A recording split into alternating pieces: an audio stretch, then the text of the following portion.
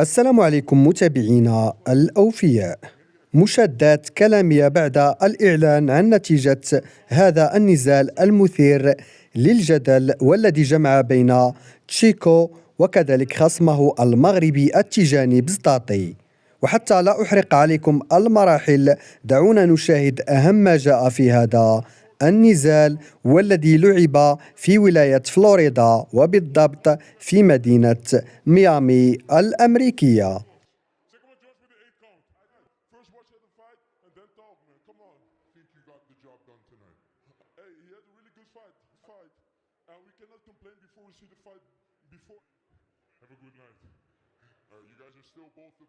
المقاتل المغربي التيجاني بزطاطي سيدخل في الركن الأزرق، أما خصمه تشيكو كوازي سيدخل في الركن الأحمر.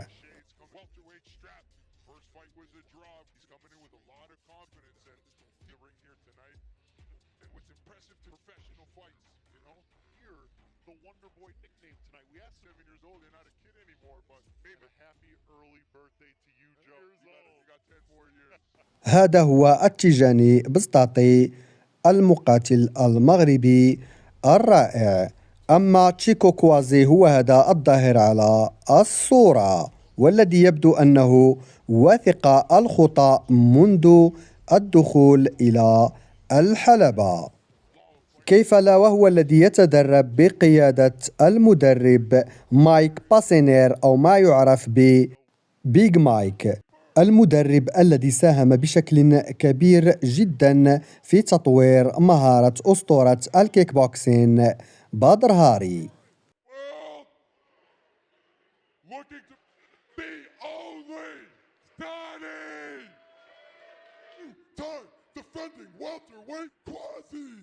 هذا هو النزال الثاني الذي يجمع كوازي ضد التيجاني بعد التعادل الأول في نسخة من نسخ منظمة جلوري للكيك بوكسين في وزنها المتوسط.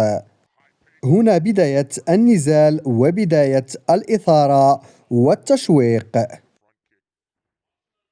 الاندفاع كان مغربيا، أما الكونتراتاك كان من تشيكو كوازي، وهذا ما أعطى نقاط الجولة الأولى بالإجماع للمقاتل المغربي التيجاني بزطاطي.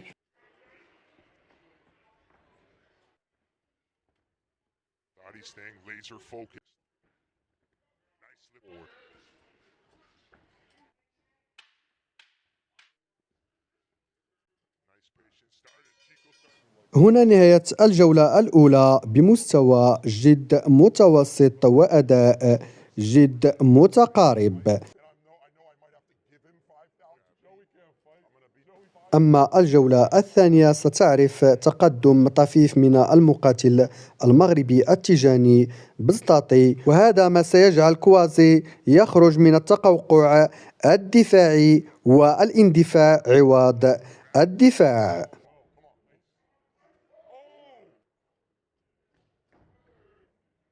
هنا تشيكو يوجه لكمات شبه عشوائية جعلت التيجاني يرجع إلى الوراء من أجل ترتيب أوراقه الدفاعية.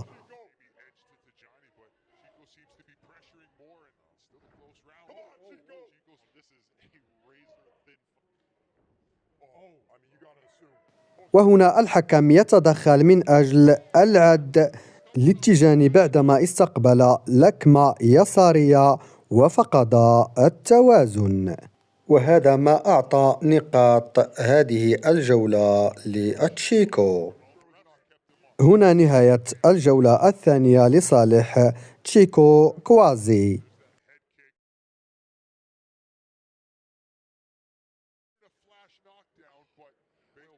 نحن الآن في الجولة الثالثة، حيث سيرمي المقاتل المغربي التيجاني بزطاطي بكل ثقله على خصمه تشيكو كوازي.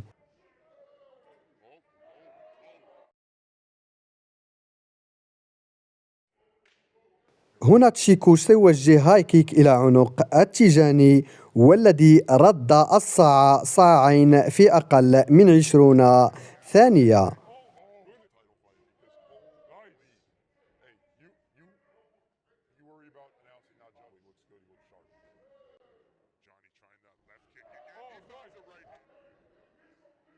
أظن أن الجولة الثالثة كانت لصالح المقاتل المغربي التيجاني بسطاطي. وحتى أكون صادقا معكم، كنت أبحث عن عنوان للجولة الرابعة ولم أجد سوى أداء جد باهت من كلا المقاتلين.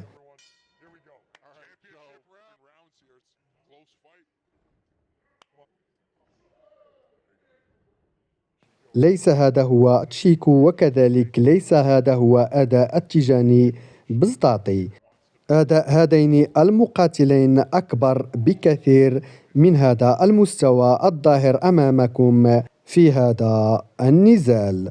مستوى يطرح أكثر من علامة استفهام، وربما من بين الأسباب التي جعلتنا نشاهد هذا الأداء الباهت هو العامل الجغرافي الذي أقيمت فيه هذه الأمسية.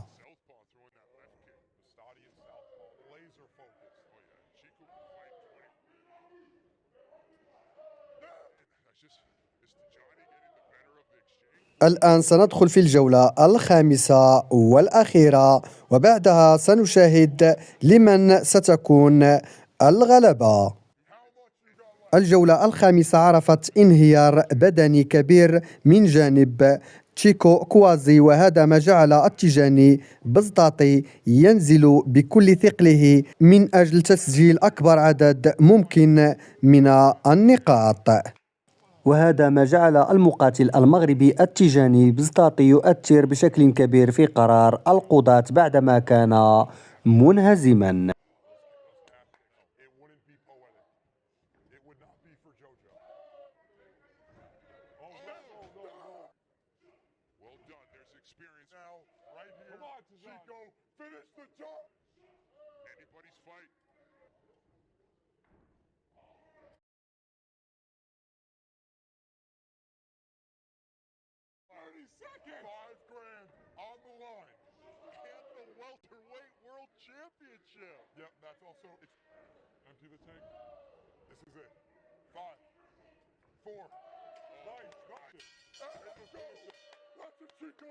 بعد التعادل الأول قبل شهور، دعونا الآن نشاهد لمن ستكون نتيجة هذا النزال. هنا النتيجة النهائية أسفرت عن تعادل ثاني بين تيجاني بسطاطي وكذلك تشيكو كوازي.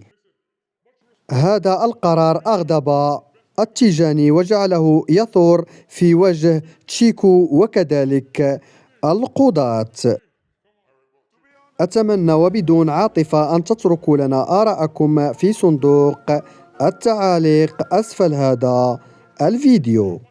وفي الأخير لا تنسوا الاشتراك في القناة وتفعيل زر الجرس ليصلكم دائما كل جديد.